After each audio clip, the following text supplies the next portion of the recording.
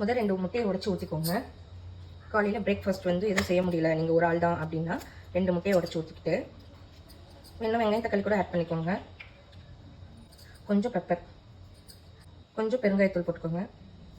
Taste நல்லாயிருக்கும். தேவையான அளவு உப்பு.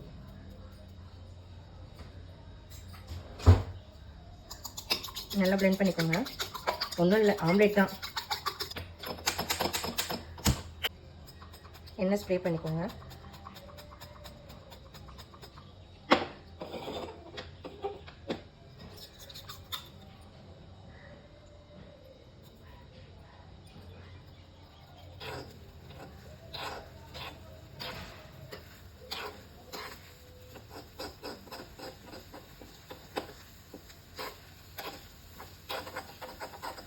சிம்மிலே வச்சு பண்ணுங்க, அப்போ தான் முட்டை வந்து கவுச்சி ஸ்மெல் வராது.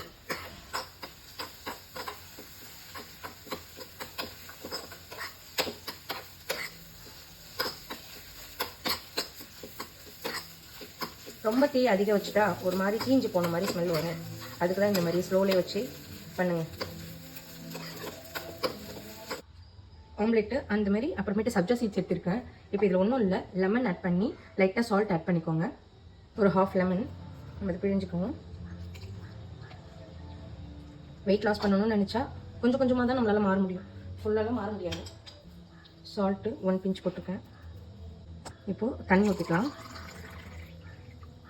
காலையில் இதை மட்டும் சாப்பிட்டு பாருங்கள், வயிறு ஃபுல்லாகிடும். நமக்கு வந்து இந்த சப்ஜா சீட்ஸே வயிறு ஃபுல்லாகிடும். இதை ட்ரை பண்ணி பாருங்கள் காலையில் பிரேக்ஃபாஸ்ட்டாக. ஓகே, பாய்.